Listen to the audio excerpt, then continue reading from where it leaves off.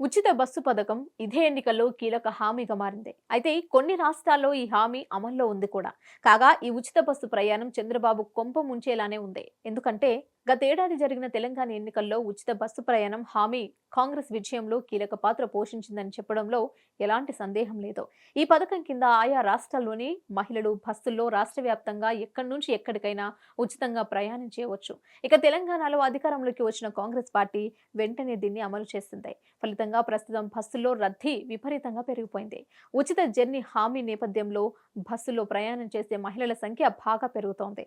దీనివల్ల ఆర్టీసీకి ఆదాయం కూడా భారీగానే పెరుగుతోంది. అయితే ఉచిత జర్నీ వల్ల రద్దీ పెరగడంతో ప్రయాణికులు తీవ్ర ఇబ్బందులు ఎదుర్కొంటున్నారు. ఈ క్రమంలో తాజాగా ఉచిత బస్సు ప్రయాణ పథకంపై ప్రధాని నరేంద్ర మోదీ కీలక వ్యాఖ్యలు చేశారు.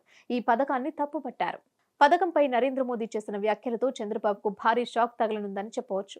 ఎందుకంటే ఈసారి ఏపీ ఎన్నికల్లో టీడీపీ, బీజేపీ, జనసేన కూటమిగా పోటీ చేస్తుంది. ఇక ఉమ్మడి మేనిఫెస్టోలో భాగంగా తనను గెలిపిస్తే ఏపీలో మహిళలకు కూడా ఉచిత బస్సు ప్రయాణం కల్పిస్తామని హామీ ఇచ్చారు. అయితే దీనిపై మోడీ తాజాగా చేసిన వ్యాఖ్యలు కూటమి ఇచ్చిన హామీకి వ్యతిరేకంగా ఉండటంతో రాజకీయ వర్గాల్లో సంచలనంగా మారింది.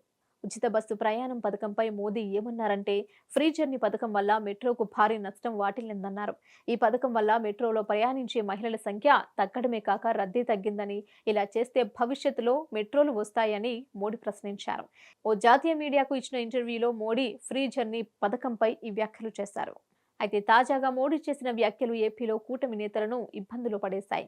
ఉచిత ప్రయాణం వల్ల రాబోయే రోజుల్లో ఖచ్చితంగా మెట్రో నిర్మాణం జరగకుండా అడ్డుపడుతుందని మోడీ అభిప్రాయపడ్డారు. అయితే ఇలాంటివన్నీ ఎవరూ ఆలోచించరు. కేవలం ఎన్నికలలో లబ్ధి పొందడానికి ఇలాంటి హామీలు ఇస్తున్నారని వ్యాఖ్యానించారు.